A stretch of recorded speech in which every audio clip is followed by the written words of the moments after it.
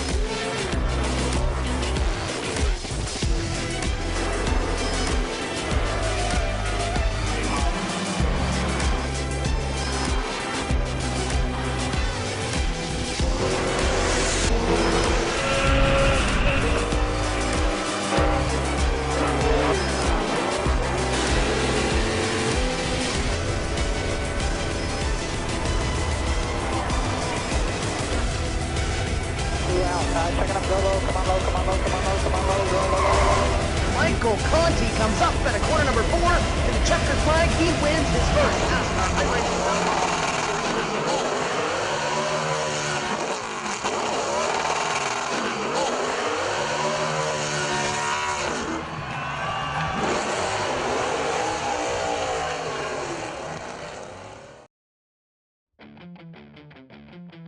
Take your hobby to the next level with a quality racing rig that works great with a PS3, Xbox 360, and a PC. GT Omega Racing Simulator is compatible with a wide range of steering wheels including Logitech, Fanatec, Thrustmaster, and more. The GT Omega is available now worldwide by going to www.gtomegaracing.com.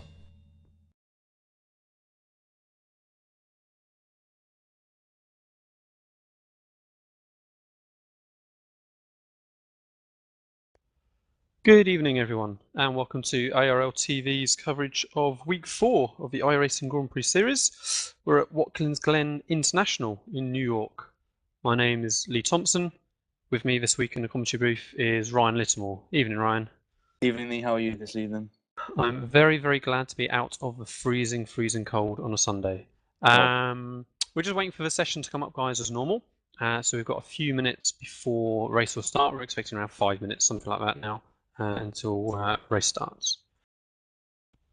This week we're really expecting this almost to be the first real week of our Road to Pro aim for the top 10 drivers. We're not expecting any DWC drivers to be in our sessions this week. Their World Championship is going to be starting just next week at Spa-Francorchamps, so they're all off practicing that, and this hopefully will really give us a first clear taste as to who we're going to be looking for running for those top 10 positions.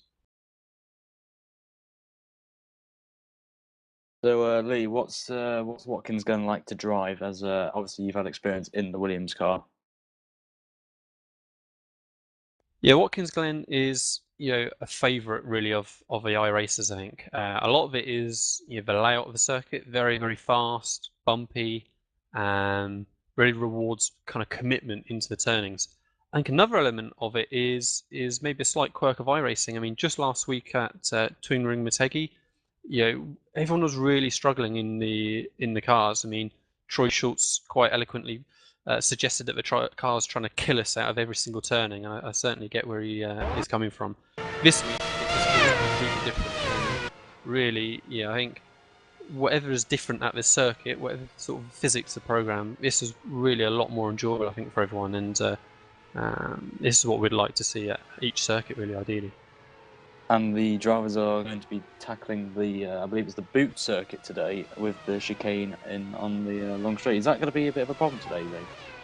That could well be an area, Ryan, where we see a little bit of action. So certainly in the previous races that we've had so far this weekend, going into that inner loop, as it's called, the chicane, turn 5A, there's been a little bit of action.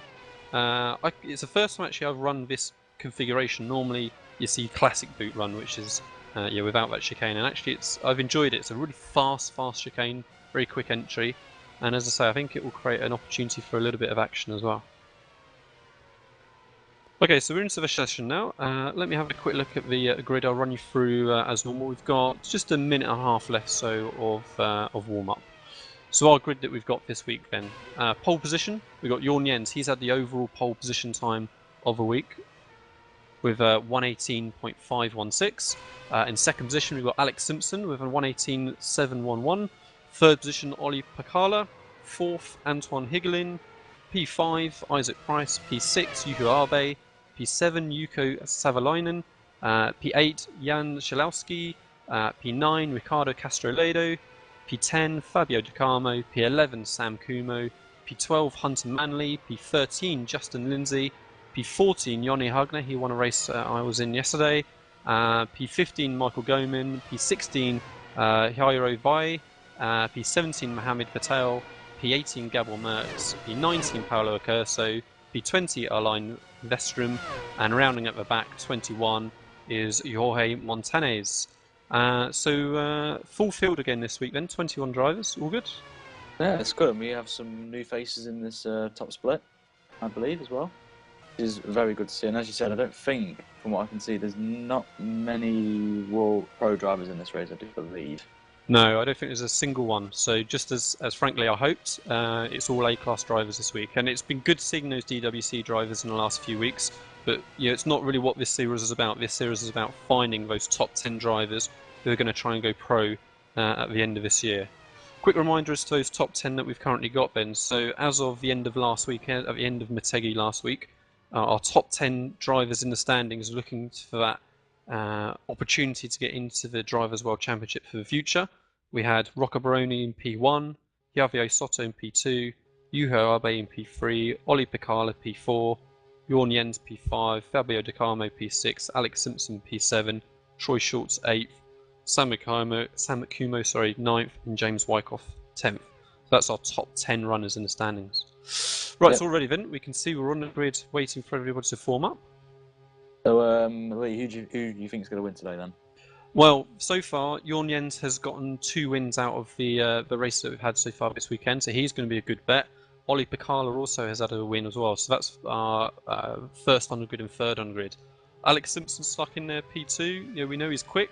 He's not quite a deluxe so far, maybe this week. So I think that top 3 is going to be the place to look for, really.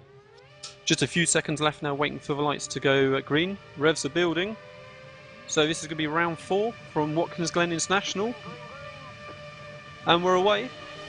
Looks like a good start from Jorn Jens there, clearing, making a little bit of a gap. It's going to be very, very tight going into turn 1. They're 3 abreast, a few cars back. Looks like we're fairly clean at the front. Oh, a little bit of movement. Contact, and then at the back. Yeah, big accident from the back of the field there. Big crash there. So the first dozen cars or so just about scraped through, and then after that, just that little bit of movement. Yeah, I'll have a look back and see who was involved in that. Up at the front, it's looked fairly clean. So Jorn Jens is away into the chicane. And then just behind him we've got Alex Simpson, then Olli Pakala in P4, P3 even, Isaac Price in P4, Antoine Higelin in P5, and Justin Lindsay back in P6 at the minute. So that's really where the split was, and I said it was the first dozen, but actually it wasn't anything like that many. The first 5 cars have really made a big gap because of that incident in turn 1. Yeah, I think there's a big gap now surrounding them. Just having a look back to see who was involved in that, I think Sam was involved in that, I do believe. I'm not really entirely sure. But hopefully I can get back to you, Lee, with what happened there at the start. Yeah, lovely. Thank you, Ryan. So already we're coming towards the end of a lap, and Jorn Jens is building a little bit of a gap already on Alex Simpson. Speaking to Alex earlier on, and it takes him a couple of laps maybe for his setup really to get where he wants to be. So perhaps we're going to see a little bit of a change in a couple more laps. There's the whole of the front straight almost between the top 5 and then Justin Lindsay back in P6.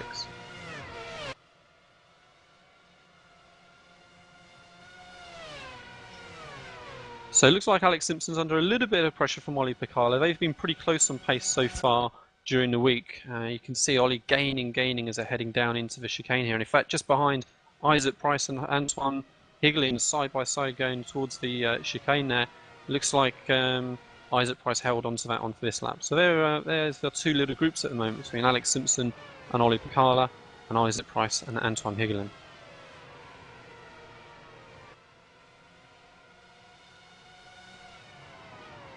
So further back, Fabio Di Carmo has gotten in front of Justin Lindsay, so that's P6 for Fabio Di Carmo and P7 for Justin Lindsay. Gabor Merckx just behind with Paolo Accurso, and then Chiaro Vai and Arlene Vestrum. Right, I have an update for you regarding the start. Ricardo, who was in 13th place, coming out of turn 1, he lost the back end and went straight into, I believe it was Jan, who obviously had a big crash and went over the barrier. And then ahead of them, the next car in front of them also had an incident with, it was Juho Abe, or went into the back of Jukka Salvalainen. And yeah, those 4 I think have retired from the race, or they're still going, but they're a lap down on that. Okay, great, thank you, Ryan. Into turn 1 a moment ago, Isaac Price was under a lot of pressure again from Antoine. He didn't quite manage to get the move to stick, and he's just dropped back a little bit now as he's trying to regain the time that he just lost trying to make that move. What's happening up front, Liam? Well, Jorn Jens is still just keeping this little bit of a gap at the minute to Alex Simpson, and Alex is holding on now, so as I said, maybe it's just going to take a lap or 2 for him just to find his setup, have a tyre pressures build and get everything as it wants to be. We've got a fairly even gap at the minute between Jorn Jens, Alex Simpson and Olli Pekala back in 3rd. Already on the remainder of this lap, Anton Higelin has just been gaining a little bit again on Isaac Price, trying to make up that ground that he lost a little bit at the start. As we have someone in the pit lane, it's Arlene Westrum. I think he has retired from the race, I believe. Not 100% sure. Yeah, we've got a great little battle now going on for 7th, 8th, 9th, 10th. We've got a group of 2, 4, 5 cars, all within just a few car lengths of each other. It looks like Justin Lindsay maybe is a little bit of a bottleneck there, so Gabor Merckx has been able to nip in front of him, and then he's already making a little bit of a gap on Justin. And then just behind him, we've got Paolo Accurso, Yo Vai, and Arlene Vestrum. So that looks like a good little battle that we've got going on at the moment. Yep, and there's battles going all the way down the field here. We have Justin, as you said, Justin Lindsay, he's only 8 tenths off Gabor, who's in 7th place. So yeah, Justin is doing pretty well so far, obviously. Yeah, he's under pressure from behind though, so it's Paolo Accurso really shaping up, trying to distract him as they head into the chicane. They're very, very fast entry into the chicane. Got to be careful of the curves, but you've got to use them to be taking the quickest line. You can easily use a few tenths from there. So it's really the pressure from behind at the minute that Lindsay is having to focus on rather than trying to attack Gabor in front. Yeah, as Jacob Nielsen has retired as well, so we've lost 2 people already. Yeah, and Arlene Vestrum just gained a place coming out of the next of the previous turn there, as Paolo Accurso just had a little error going into turn 7. The gap at the front is still the same, I believe. Still about 1.5 seconds between Jorn and Alex. Front, as Justin, he wants to get past Gabor, but he has to remember Paolo is behind him as well. So he's in a bit of a spot of bother here, if you think about it, because he wants to get past Gabor, but as always, he has someone behind him in Paolo. And Paolo is, I think, quicker than him on this last lap by about. He's set at 23.1, whereas Justin's set at 23.3. So Justin's 2 tenths slow at the minute, but it's early days yet. And up front, Alex Simpson's really under a lot of pressure now from Olli Pekala. He's gained a lot on his last lap. Yeah, they're under a lot of pressure as they went into the inner loop, into the chicane down the back straight. So that's it looks like Ollie feels like he's got the pace on Alex. Yeah, I think probably he's about maybe 2 tenths quicker than him on that last lap. I'm not 100% sure. But and Alex just a little bit wide coming through turn 7 there, the toe of the boot that we have at the bottom of the circuit. Can take a different line going through that hairpin there, but just looked like you're running a little bit hot. Yeah, I was just about to say he did go a bit wide, and obviously not really the ideal line to take, obviously around Watkins, this configuration. But yeah, I mean we know Alex pretty well, and he won't give the position up very easily. He is very good at defending. So yeah, Pekala's very, very close coming out this final turn, so he's going to try and gain as much ground as he can on the toe coming down the front straight here. Although he's not going to go for a move into turn 1, just trying to distract Alex Simpson a little bit. What he needs to focus on is getting a good run out of this corner and really gaining on him down this long sequence now through these fast S's that we have, right, then left, and right again, and onto the back straight, and he's closing the whole way. So we're really going to see a move now coming into chicane. Alex is going to have to go very defensive, holding that tight line on right, forcing Ollie Picala out to the left and outside. And Alex just going to hold all two aside as a go in. Oh, lag contact. That was, unfortunately, that was a bit of lag contact there. There was a big gap between them, it looked, from where I was. That was very unlucky for Alex going into the chicane there. Yeah, I'll have a look back on that on the replay. It looked, my first initial thought could have been lag, but you never know. Yeah, I mean, unfortunately, it was something that was discussed in the forums during the week, even by Alex Simpson, in fact, that two abreast does not fit into that chicane, and Simpson decided he was not going to relinquish that position. Unfortunately, neither did Picala. I said it looked like, to be fair, it was good driving. It looked like there was space between him, but to me, it looked like lag contact. So yeah, I'll see the replay again. Yeah, that is definitely lag related. He's about half a car length away from Alex was Ollie, so that's a real big disappointment there, and a real shame. We'll see how Picala's lap time's going the next couple of laps. He doesn't look like perhaps he's got much damage, if any. He seems to be still holding a decent pace. He's obviously got Isaac Price a little bit closer to him now after just having the disruption on the lap, but we'll see if he can pull away again and start chasing after Jon Jens. Real shame. So we've got Justin's pulled away from. There's been a lot of action since that incident with Alex and Ollie, where Mohamed Patel's up into 9th place. He's gone pretty well. And it looks like Justin's lost another position, so Arlene Estrom is now ahead of Justin. So he must have made a little bit of an error to have dropped so far back there. And as you say, Patel is under pressure now from Paulo Acurso as well. So there's been a bit of a shuffling around in those back top 10 positions. Yep, and yeah, as we said, Mohamed Patel is up into 9th. He started 17th, so he's gained 8 places. So it's an excellent start from Patel. And the question is, can he keep this momentum going and possibly get up into the top 6 possibly? Yeah, well, he's looking like he's got the pace from Justin Lindsay at the minute. He's gained just in this half lap, but I've been watching him now. So he's very close going into the hairpin, into the toe. They're both taking a decent line tight to the inside as they're coming around through the apex. So again, Patel just needs to be patient, wait till they get through the other side of turn 1 and try and get a good run coming through the S's on the back straight where we saw the collision between Simpson and Picala. Yeah.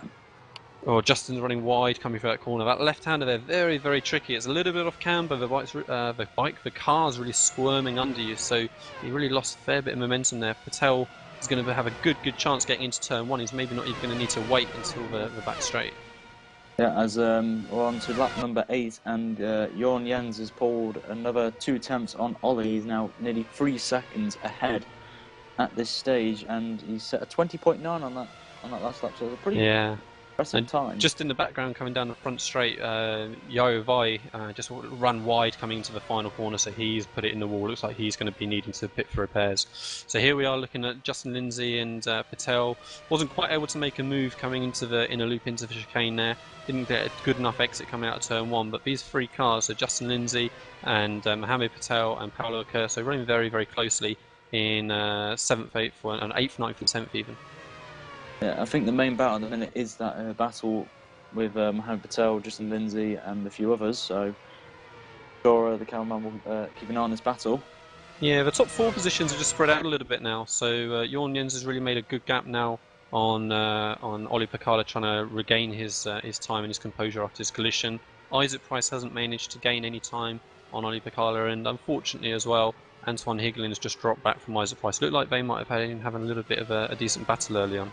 Looked like Justin went a bit too wide going over the same course he did last lap, and Mohamed Patel was really on the back of Yeah, didn't quite manage to hit the apex there, Patel, as they come out the final corner. So that's a shame. He could have had a decent run down his front straight, but again, it's about the exit of turn 1.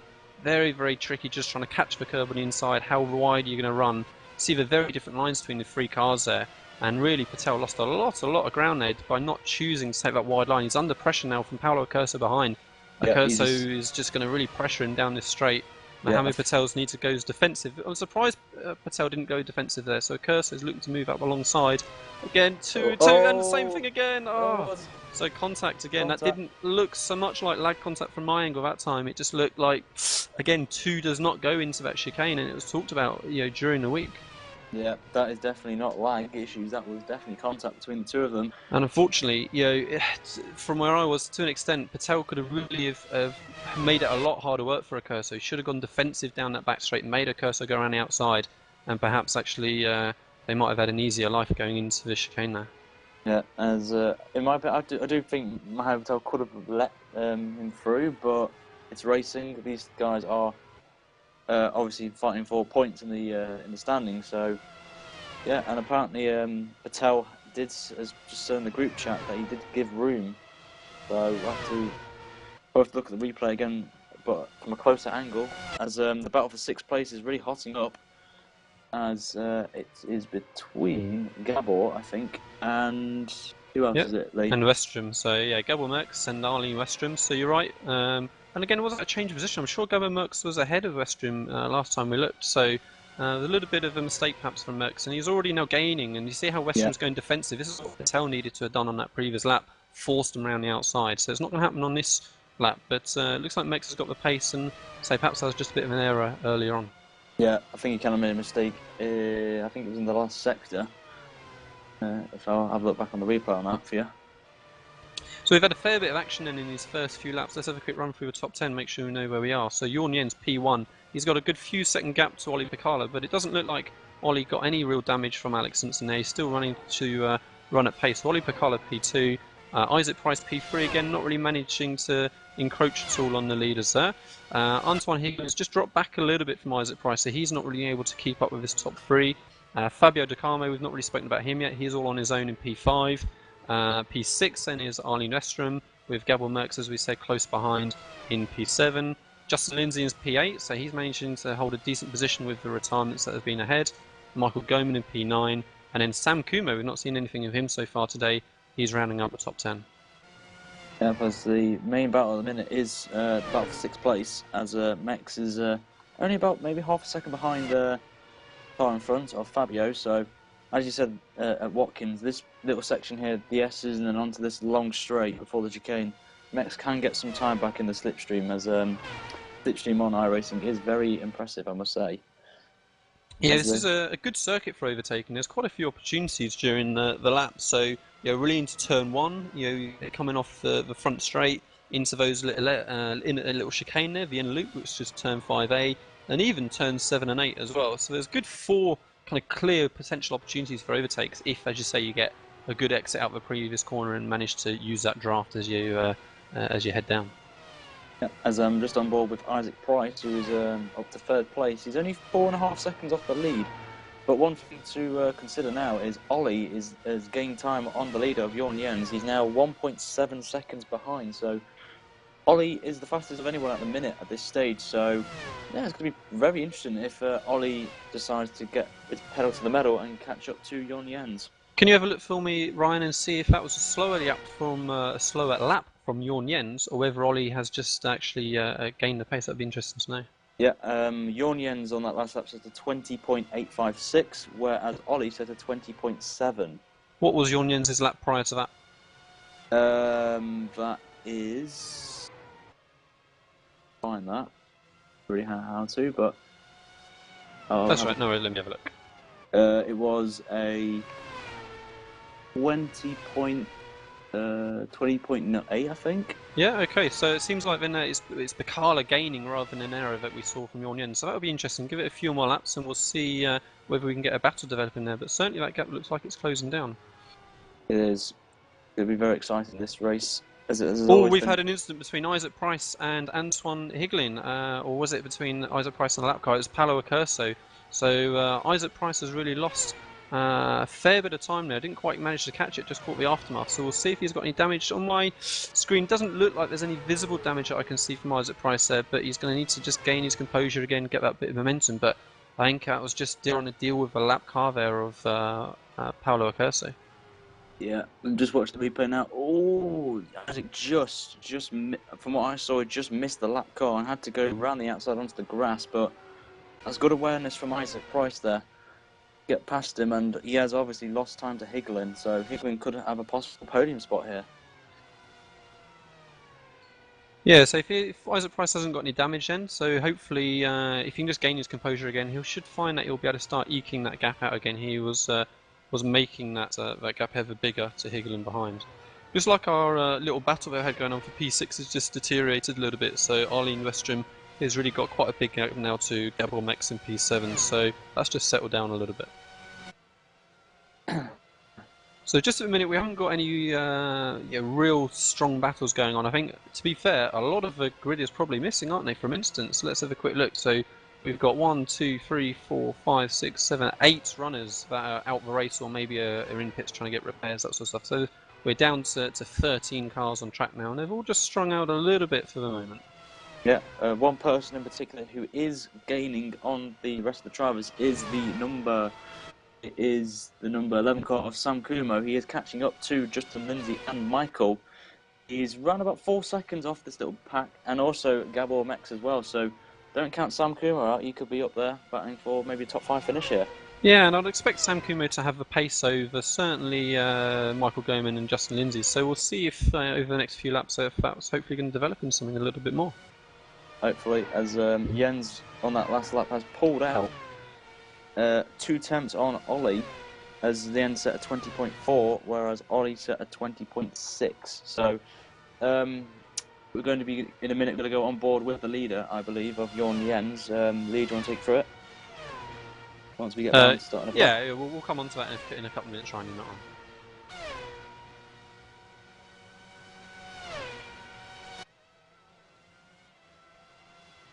Yeah, so even just in this last lap that I've been watching, so Sam Kumo really has been gaining on P8 and P9 up ahead. So hopefully we're going to be able to see a little bit of action developing from there. But yeah, ahead of them, we're looking fairly spaced out for the moment.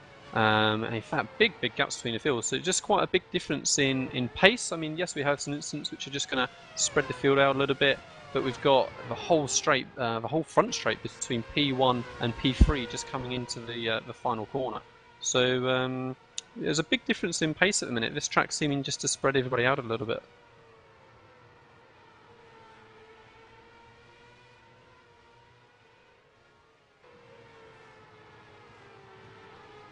And so already then Sam Kumo is going to be gaining on this Michael Goman now just in front of P9. Michael Goman had a little bit of a twitch coming out of one of the penultimate corners here. We're just going to do our lap on board with Sam Kumo now, and actually it's just going to be a good time for it as he's caught up close to the back on Michael Goman. So they're flat out down the front straight, heading into turn 1 called the 90. You've got to clip this curb here on the right on the inside, but not too much, otherwise it's going to spit you out. Use all of the runoff, but don't let it clip onto the grass on the far left there. Through the S's, flat out, easy through all of here, so right then left, and then a slight kink to the right again. We're going to see how much of an effect the draft has here on Sam Kumo. So you can see already he's gaining and gaining on Michael Goman. Michael's not feeling the need to go defensive though, into the inner loop, cut that chicane on cut the curb on the right, but avoid the second two on the left. Flat probably through the carousel, maybe a slight lift here, running out wide, and then into this tight left-hander, hard on the brakes, down into third gear, sorry, and then running out to the curb on the right. Now we're into the toe. This will be second gear, hard on the brakes. You see it's really banked in, and Sam have a little bit of an oversteer moment there. Really lost a lot of momentum coming out. You see how much Michael Gomez managed to gap him, so he really lost all his momentum. Tricky point to find your braking here on the right-hander. Stay tight to that curb on the inside, and then here's our left-hander turn 9, off camber, up the crest of the hill. Sam takes a tight line going in. There's different lines that you can choose for there. Some will go quite wide on the entry and cut back.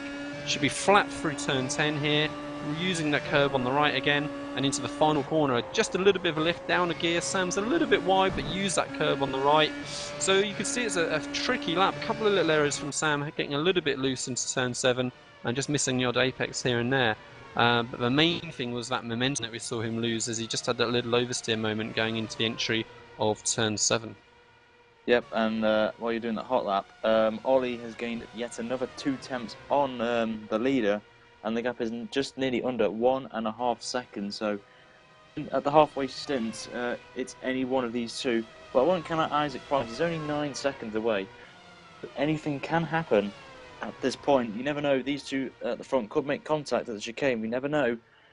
But it's gonna. We never know. It could be anything can happen. Anything can happen in these races, Lee.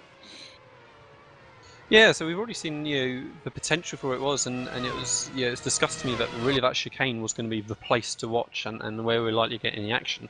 And lo and behold, other than the start line inside coming into or the out of turn one, it's been that chicane that's really been where we've had the interest. Sam Kimmo's gained his time back on Michael Goman now that he lost on that lap on board that we were watching, so he's going to be hustling him into the final section lap. So again, he needs to focus on getting a good exit coming out of the final turn here onto that front straight. And Michael Goman has a little bit of a twitch going in, so Sam Kimmo's going to have a run on him. He just needs to hold his position though, get a good exit out of turn one, and make the most coming through the S's and the back straight. That's really where he needs to make his move coming into the inner loop into the far chicane. Yeah, as I think we've had an incident on the track, as we've just seen in the group chat. Someone has crashed out. I don't know who it is, but hopefully we can get some information from the group chat. Yeah, and Sam Kumho didn't manage to get that good run out of the turn, so it could be a little bit of a difference in setup. Maybe Sam Kumho's running a little bit more rear wing, or maybe just Michael Goman got a much better exit out of turn one. Yeah, I think the notable battle at the minute is 7th place with Gavor, Justin and Michael. The gap is just about 2.5 seconds there, so it'll be pretty interesting to see how that goes. But the gap now, interestingly, Lee, is Ollie has pulled out 8 tenths on that last lap to Jorn Lienz, and the gap now is 7 tenths of a second. Yeah, absolutely. He's looking visibly closer as they're coming down the back straight now into that inner loop, into the far chicane. So Ollie Picard is definitely in the draft now, so he's going to be gaining that extra little time. Probably not going to have too much of a problem with any sort of dirty air on this circuit. It doesn't seem to affect the cars as bad as maybe on some tracks, or maybe again a little bit of a quirk of the circuit perhaps. I wonder if Jorn Lienz made a mistake on that lap, because he lost 8 tenths on that lap. So I wonder if he maybe went a bit too wide in the corner, maybe braked a bit late and got his braking line wrong, but yeah, we should also be seeing this battle for P9, P10 now hot up. So Sam Kumho should be getting a good exit coming out of turn one. Michael Goman had a little bit of a struggle, so let's see if Michael Goman feels the need to go defensive. He does, but only in the sense of trying to stay in the slipstream with Justin Lindsay in front. So Sam Kumho's a lot closer there going into that quick chicane, but again not close enough to be able to make a move. Justin Lindsay actually has just lost a little bit of ground to these three now, so really it is a close battle, as you said, between the three rather than just Michael Goman and Sam Kumho as it was a moment ago. Yep, as the leaders have crossed the finish line, and yeah, I think that last lap both of them set identical time. So, but as you said around Watkins, this little S here, if you're under a second, you will get a bit of draft. So Ollie's just going to be on this lap, just maybe get a bit closer and closer to Jorn Lienz here. Not make a move, try and create some pressure on, and hopefully Jens makes a mistake and I take the lead. It looks brilliantly through that chicane there, both Jorn and Ollie there. But how hard is it though, Lee? That chicane section there. It's a tricky chicane to take absolutely flat maximum attack. So in qualifying, it's very, very easy just to take a little bit too much curb and end up getting thrown out into the wall. It really unsettles a car very easily. The main problem in the race is probably just concentration. You take it obviously a little bit steadier. It's fairly straightforward going through. It's a very, very quick going in, just down 2 gears into 5th gear and just balancing the throttle all the way through the chicane. But all it takes is that little area of concentration, a little bit of a clip of the curb, and you can really be struggling. So yeah, Ollie Picard is still gaining now on Jorn Lienz, it looks like visibly. So again, comfortably within that draft as they're heading down the front straight into turn one. So we're on lap 20 already of lap 30, so we're already 2/3 of the way through the race. And so Ollie Picard has got another 10 laps or so to try and make something of this battle for P1. As I said earlier on, Jorn Lienz has had 2 wins already this week, but Ollie Picard has gotten 1. And they're both looking at a similar pace through the rest of the weekend. Yeah, I just want to point out as well, Sam Kumho has overtaken in the bus stop, and I believe he is up into 10th place, I think, or 9th, 100% sure. Yeah, absolutely, yeah, into 9th place. So yeah, he managed to get that position now on Michael Goman, so just missed that off camera as we're going through. So we'll see if Sam Kumho now can really gain on Justin Lindsay, and we'll see how much of a fight Lindsay decides to put up against his teammate. Yep. One interesting battle that could possibly happen at this late stage is Isaac Price, Higlin, and Fabio. The gap between the 3 of them at the minute is about 5 seconds, but Glen and Fabio are catching up to Isaac Price.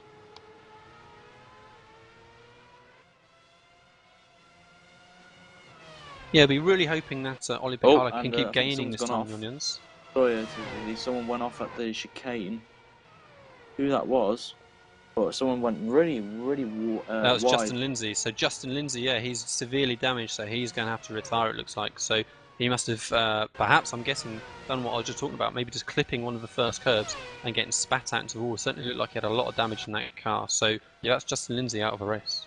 Yeah, I'll have a look back at that early and give you an update on what happened there to Justin. Looks like Oli Picala's just dropped back a little bit from Jorniens, so either Jorniens has just picked up the pace or Oli Picala's just had a little bit of a mistake. But as I say that, I'm really watching Jorniens getting a big moment coming through that far chicane. Again, really unsettled the car as he went through the chicane. Right. With regarding Justin, he took a lot of curb going into the entry to the chicane, and his right rear went onto the grass, and he just lost the back end. And yeah, I think he is retired. He's in the pit lane at the minute. Hopefully, he can get back out on there. And yeah, there won't really be a chance. In this F1 car, front wing only is the only thing that will get repaired in the race. So really, I saw that impact he had against the wall. I think he's just going to sit there and wait just in case, but we won't be seeing him again. Oh well, but that's a real shame. He was up there in the points paying positions, but it happens, doesn't it? One mistake and you've had it. I think we're going to be seeing now perhaps Sam Kumo making a move on Gabor Merckx in the coming laps, perhaps. So that's going to be for P7, P8. So Sam Kumo's gained a lot on Gabor. So whether that was a little mistake or whether it's just a change in pace between the two, we'll keep an eye on that over the next few laps. Yeah, as on that last lap, Ollie lost a second to Jorniens. I think he made a mistake coming in the last sector. The gap is 1.8 seconds with 9 laps to go. So, has Ollie blown it or has he not? We'll have to wait and see on that. Yeah, absolutely. I mean, he's going to be hanging on to the very tail end of that little bit of a draft effect still. So he's still going to be clinging there. And all it's going to take is one little error from Jorns maybe, and he could be right back in the hunt. Yeah, both these two have banked big points already over the weekend. So essentially, I suspect for both of them, it's kind of bust or nothing. If there's a potential for a move, I can't see either one of them backing down. They both want the maximum points, and they haven't really got anything to lose because they've already scored those big points yesterday.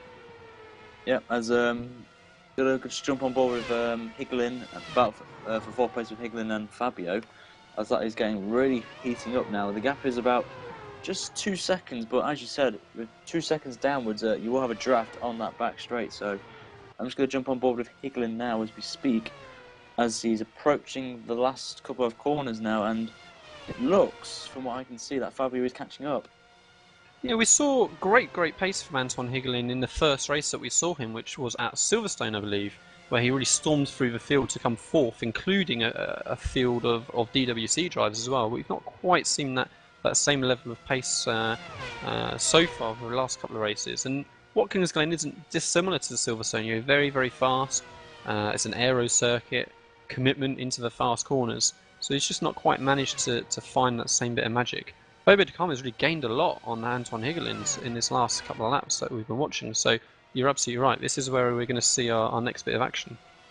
Yep, I think it was 1.1 seconds Fabio gained on that previous lap there, Lee. Oh wow! So I wonder, whether Glen perhaps had a little bit of damage somewhere that we missed.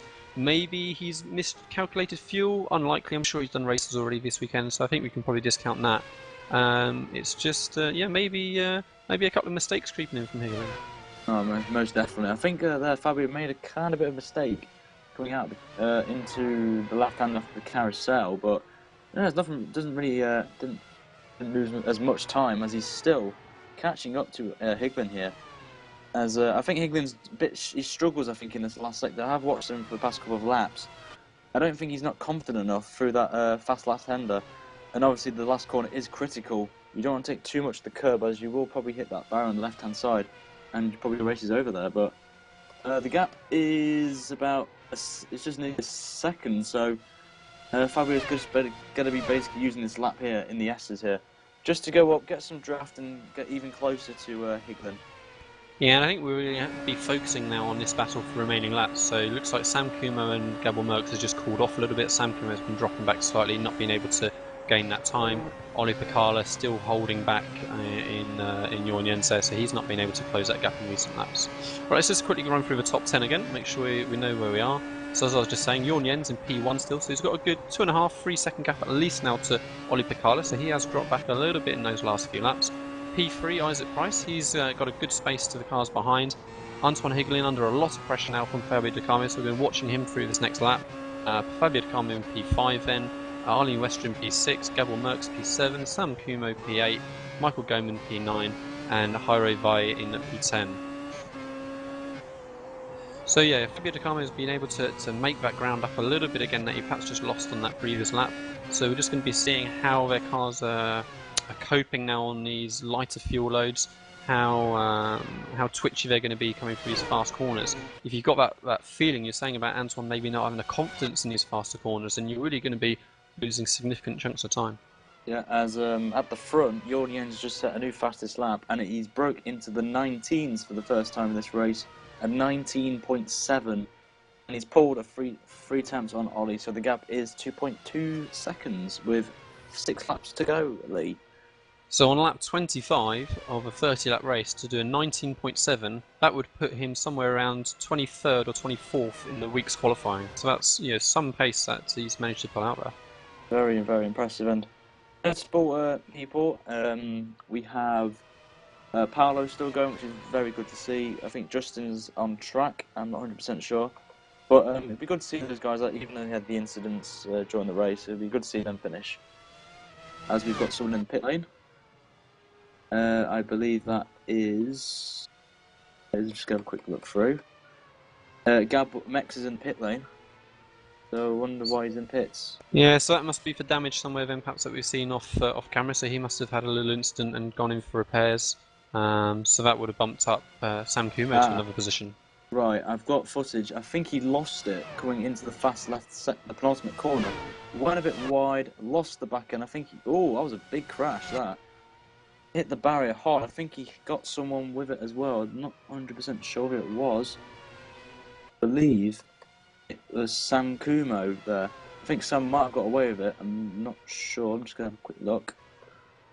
So I'm surprised about the number of incidents that we've had in this race. I mean, the 3 races that I've done so far this weekend, a little bit on the start line maybe, first lap, but actually then I've not seen a huge number of cars dropping off during the week. So we've really lost a large number of cars due to errors, not by pressure, just by mistakes that they put on their own, as well as the few at the start into the chicane. Yeah, just an update. Sam has got. I'm surprised he's only got front wing damage from that incident with Hex. I'm very surprised by it. So Sam's a very lucky person. But the problem he's got now is Michael Goman is going to catch him up. He's only 2.6, and obviously with this damage he's got on his front wing plate, Lee, do you think he could be under pressure with a couple of laps to go? Well, I'm watching him coming through the carousel now, and he looks pretty confident coming through there. Still looked like he was on the throttle all the way around. So, the front wing can take that a little bit of damage, and we could maybe see Sam Kumo maybe able to hold that position. Yeah, but the battle we're going to concentrate on the most, I believe. Yeah, turn 1, Fabio Di Carmo and Antoine Higlin. So Fabio's closest that we've seen him now. So he's coming in a good run coming up through the S's onto the back straight. We'll see how much of a draft he can gain. Let's see if Higlin's going to have to go defensive, and he does. He stays tight to the right. Fabio Di Carmo tries around the outside. We're going to see the same repeat that we've seen before. Is either of them going to yield? And yes, Antoine Higlin quite wisely backs out of it and allows the place to Fabio Di Carmo. So not massively satisfying from a spectator point of view, but it's by far the most sensible thing to do, especially at this late stage of the race when Fabio Di Carmo's been gaining on him the whole time. But he's coming back at him now as they head into the boot section of the circuit. He's not going to dive up the inside here, but he's going to stay tight and close and try and pressure Fabio Di Carmo into making a mistake in his last few laps. So Higlin himself runs a little bit wide. Yeah, I wonder if Higlin's going to maybe put some pressure under Fabio here with 3 laps to go as Jorn Jens is about to cross the finish line to start another lap. And he did a 19.8 there, but the previous lap before, a 19.4. So he is really pushing his Williams car to the limit. And he's pulled another 2 attempts on Ollie, so it's his Jorn Jens win to lose here. So, but you never know. Anything can happen. Absolutely. Sam Kuma is looking safe with the damage that he's got to his front wing, so there's not really been a change to the gap between Sam Kuma and Michael Goman behind, I would say. So with 3 laps left, Sam should be feeling fairly comfortable. I can hear a slow-moving car somewhere. Jens kind of made a mistake coming out of the chicane there. Hasn't really benefited a lot to Ollie, so I think possibly the pressure is building on Jens as he's got a back marker up ahead. I'm not 100% sure who the back marker is. It's, I believe, just have a quick look. Yeah, it's Yaro Vai is the next next car along. So yeah, so Vai is going to be getting laps in the coming moments. Oh yeah, he's in 9th place. He's doing pretty well. Obviously, the only driver, or the next driver, is not lapped, but he's done a nice race. He hasn't. I do not believe there's been a lot of incidents this race, or he hasn't been any. But he just wants to get the car home, get some safety rating and some iRating out of it, and obviously could possibly get some more points to benefit for him in the championship. Yeah, for some of these drivers, I expect they can be seeing a good bumper of iRating. So we've had so many drivers going out with incidents, and some high-level drivers as well. But yeah, anyone finishing this top 10 sort of positions might be getting a good little bonus. Yeah, as Higlin is still 6 tenths behind Fabio, so it's the closest battle we have at the minute on the track. So it's going to be very interesting unless Fabio's got has got less fuel, and obviously his car's going to be less heavy, and probably get some good lap times in. But it all depends on how Higlin is. Is he going to be a bit more confident through the fast-flowing sections in the last sector? We have to wait and see. Yeah, so I think all we can be looking for now in this, the last 2 laps, or on the penultimate lap at the minute, is just an error from somebody. That's the only thing that's going to create really now any further opportunities. Everybody just sort of sorted themselves out into their correct positions, shuffled themselves into the correct positions, if you like. So Fabio De Carmo has gained a fair bit of time on Anton Higlin in this last couple of laps. Bjorn Jens drifted. It looked like, from my replay screen, he drifted out of one of the corners, and that was pretty impressive to keep the car straight as he's coming to start the final lap of the race. A 19.5. He is really pushing his car now to the limit. He wants a really good fast lap. He's pulled 3 tenths on Ollie. Ollie now is 3.1 seconds, and if I'm honest, it's Jorn's race win now. It's got to be. Yeah, absolutely. 19.5. That was my qualifying lap, which got me 21st overall for the week. So, so again, that's impressive stuff. Very impressive. But one notable thing: Higlin is now 4 tenths behind Fabio now. Oh, and look like Jorn Jens made a little mistake. bit too much curb. Absolutely. So just easy for that concentration to go in the very end of the race here. But you're right. But I have seen that a couple of times. So perhaps he's just really confident with the car moving around under him coming out of the chicane there. But really, yeah, you want to be playing it a bit safer than that on the final lap. Oh yeah, and obviously they've got the back marker up ahead. That could possibly play a key role, but maybe he's going to let him do another lap, possibly, or. Yeah, I think Vai will stay in front unless he slows right down to let Jorn Jens come past. He may decide he can't be bothered himself to do an extra lap round, so I don't think that's going to come into it at all. So on Jorn Jens coming into the penultimate corner now, just nice and safe through this flat left, and then just a little bit of a lift down a gear into the final corner, and that's going to be win number 3 for Jorn Jens for the week, the first win that we've seen for him in our Strength of Field races. So Jorn Jens, P1, congratulations. P2, Ollie Picala, very, very close on pace, but wasn't quite able to match. Isaac Price is coming around the final corner now as well, so he's had a little bit of a lonely race in the second half at least. So he's come through the podium, P3, first podium that we've seen from Isaac Price. Fabio De Carmo, P4, so he did well to get that position on Antoine Higlin in the last few laps. And where has Antoine Higlin gone? I think we've lost Antoine Higlin. We have, so I'm seeing now the next position, P5, as Arlene Westrom. So he's still got a little way to go of a lap before we get to the finish line. And even on the last couple of corners, Westrom's really snaking under power, trying to get out the sharp left-hand bend there. So again, Arlene Westrom just coming around the final corner, so that is then P5 for him. And then we've got Sam Kumo, P6, so he's just coming into the final corner now, all under control. P6 Sam Kumo, P7 Michael Goman, never was really able to gain any further position from there. And then the last runner is going to be Yao Vai, who's just coming around to finish his lap now. I believe Higlin had a connection problem. Right at the very end, last lap it must have been then. So He's still going to have a reasonable finish, not having, in terms of points, not having disconnected too early, but that's going to be very annoying for him after having that pretty strong race overall. Yeah, he could have a really good chance of getting fourth from you there, but yeah, it's a real disappointment, and obviously we both have experienced connection problems before. It must be heartbreaking. Yeah, so especially in a race like this, strength of field, where it's people are going to have spent a good amount of time preparing for it. But at least with the system that we have in iRacing now, where it's the 25% rule, so 4 races you do for the week, your best 1 counts. At least it's maybe not quite as severe as it might have been when it was just 1 of 2 that were counted. So congratulations to Jorn Jensen. So he got the win. Say 3rd win for him this week. That is managed at Watkins Glen, so he's obviously felt confident here. And again, don't forget, he had the overall pole position time. Ollie Picala, in 2nd. So again, he's had a good, strong week. I suspect that that's not his highest points that he's managed for here. And the reason I stuttered a little bit and stumbled just at the end there was just seeing that Ollie Picala has in fact joined us in the commentary channel. So good evening, Ollie. Congratulations on your 2nd position. Thanks. Hello, everybody. So looked like a fun race. You're trying to gain on Jorn's there in the last few laps, but just wasn't quite enough.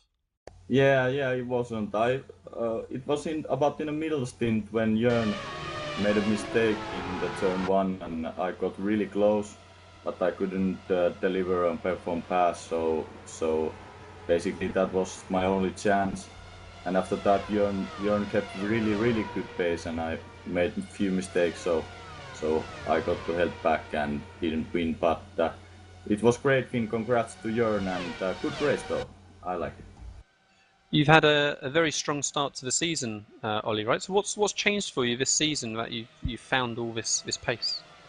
That would be I must thank to Petteri Kotovaara and Aleksius Jaakkola. They have been giving me a few tips how to tweak a setup, and I just found how to tweak it, so I like it, and we have worked very hard in 10-4 engineering with Pasi Valtanen and Datte Pakkala, and we have drove a lot and trained a lot, practiced a lot, so that is the key for this season at this moment. No, it's really been paying off for you so far, and yeah, Ati's looking strong as well. I had a good fun race with him last night, so say hello to him for me. Yeah. So next week then, it's Interlagos, I believe, isn't it? My memory's just questioning slightly. Yeah, Interlagos, good. Have you done any running yet there, Ollie? No, I bought it like 3 weeks ago, but I haven't tested in any car yet. So I'm looking forward to it. I think we're gonna begin tomorrow practice to it, but I think it will be a very good track to race, pure F1 track, and I think we're gonna get very interesting races in the week. Okay, great. Well, I'll say I hope we'll also get an interesting race for next week as well. Thank you very much for joining us in the commentary channel, Ollie. Please do come and see us each week if you're around, and we'll enjoy talking to you again. Yeah, sure. Thanks you a lot, and I will have to thank yet again Kotovaara and Uusi Jaakkola, and greetings to boss in 10-4 engineering, Ernesto de la Peña. He is the master of everything in our team, so thanks you everybody. I like that title, the master of everything. Yeah, loving it. Okay, great. Thank you, Ollie. Cheers, Ollie. Thanks.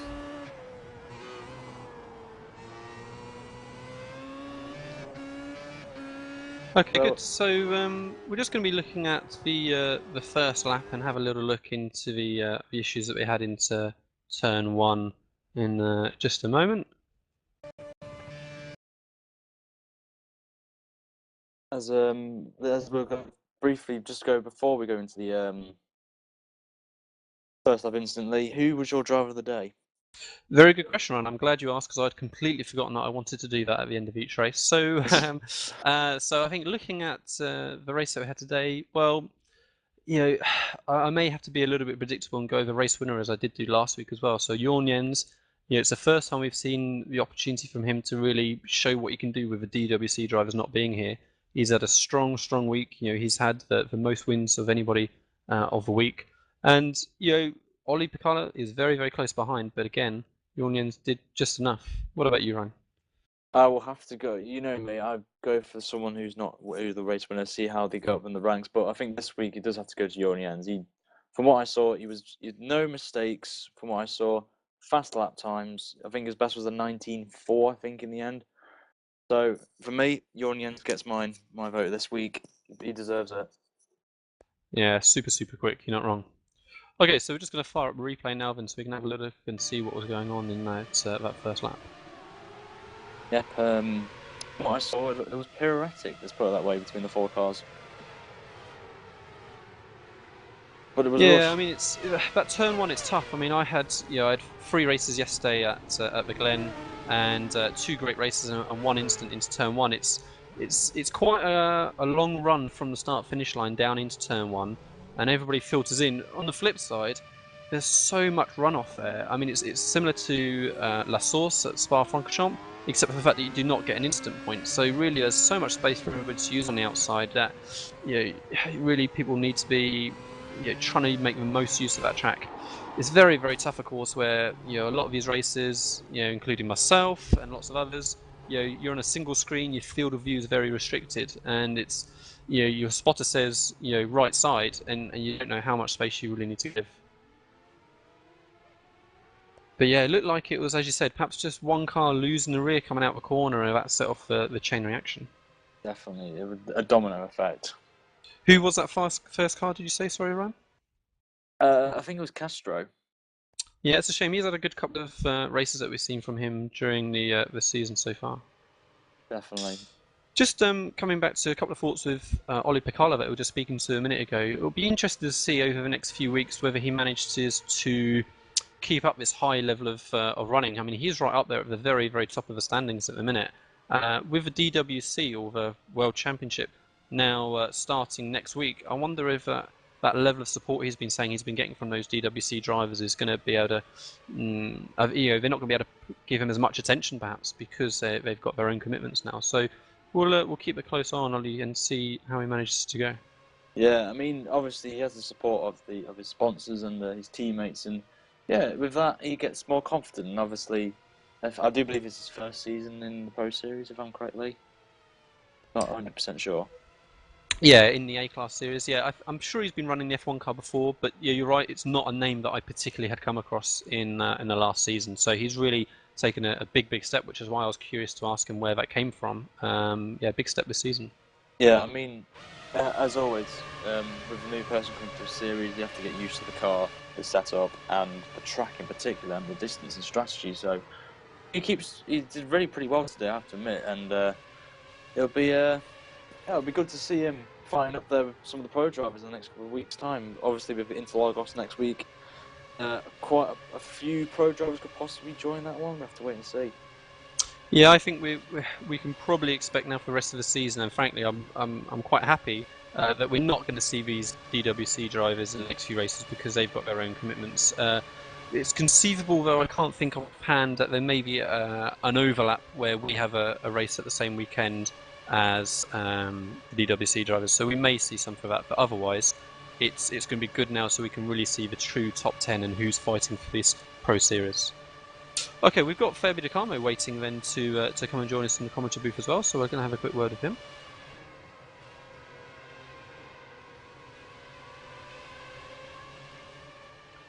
Good evening, Fabio Di Carmo. You've had a good result today, P4. How was your race?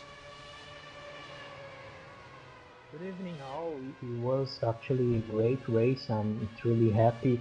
Actually, I don't know how I managed to get out from the wreck on the first corner. It was like a mess right in front of me. I almost got in the middle of the accident from the cars behind of me. Actually, I got a few positions there, maybe 3 or 4 positions. I got I think 2 overtakings, 2 great overtakings for me, and I am quite happy. I didn't expect to get such good results in such a strong field, and I gotta say I'm truly happy for that. I hope I can keep up with this pace. Yeah, it should be a good bag full of points for you this race then, Fabio. So yeah, P4, that'll be a strong week for you. We saw a great move between you and Antoine Higelin in those last couple of laps as you managed to get by going around the outside into the inner loop. Yep, we were running quite close lap times. Sometimes he made a few mistakes, which occasionally made me go a little bit closer to him. I think I was running lower aerodynamic setup, so I got faster on straight lines, which managed me to get through on the loop. It was quite good. Yeah, and it's just a shame for Antoine then at the end that he had it. Well, it appeared to be a disconnect, but it was good that you got the move done already. So, how are you looking, Fabio, for the rest of the season? So we're at Interlagos next week. Have you done any running there yet? Yeah, I did a few laps. I think 10 or 20 laps. It's actually a home race. I have been driving there in real life, so in iRacing it's just same. The track is just identical to the real life track. So in the driving point of view, it's not so much of secret. It's just about setting up the car right now, and I'm really looking forward to it. Since you've done some laps there, then Fabio, I'm curious. Watkins Glen seems to have a lot more grip than the previous circuits that we've run at so far this season. How does Interlagos compare? It's quite the same. At least that's the first impression I got. Grip level on fast corners is almost the same. Maybe in slower corners it feels a little bit slippery, but I don't know. Let's see in the next weekend. But at the first impression, it's almost the same grip level. Thanks for that little bit of insight into what's going to be happening next week. Well, congratulations on your result again then, Fabio. So P4, good job. As of the end of last week, I was just looking and seeing that you're in 6th position in the race to pro at the moment. So you'll certainly be holding or just improving that position slightly. So good luck for the rest of the week, the rest of the season even, and come and speak to us again next week if you're around. Okay, thank you guys. Have a nice one. Bye bye. Bye, Fabio. Thank you very much. Yeah, Fabio.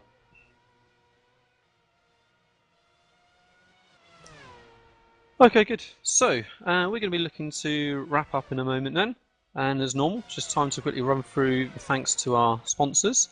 So first off, it'll be G2 Omega Racing.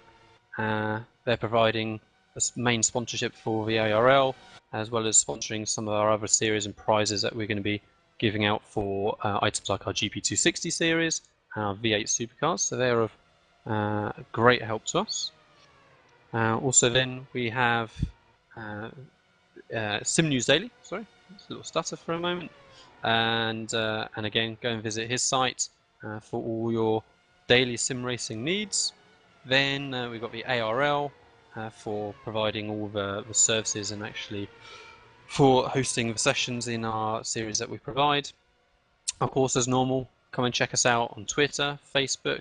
Also, come and check out our YouTube page if you've missed any of the live streams. All of those are going to be put back up in air. I'm going to be putting this race up shortly once we finish.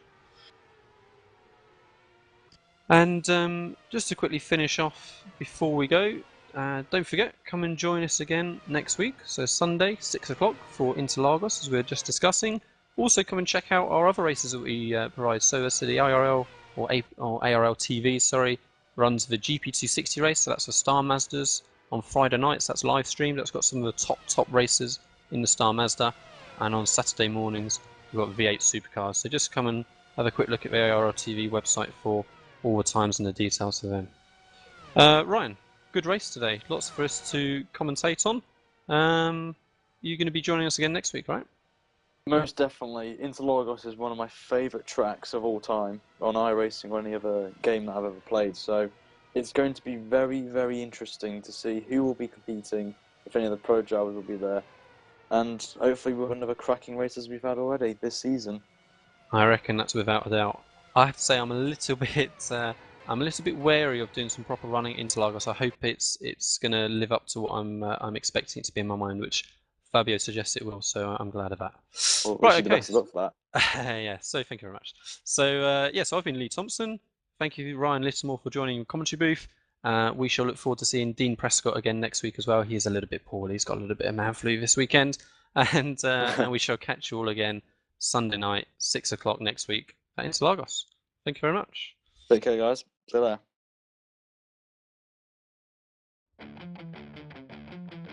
Take your hobby to the next level with a quality racing rig that works great with a PS3, Xbox 360, and a PC. GT Omega Racing Simulator is compatible with a wide range of steering wheels including Logitech, Fanatic, Thrustmaster, and more. The GT Omega is available now worldwide by going to www.gtomegaracing.com.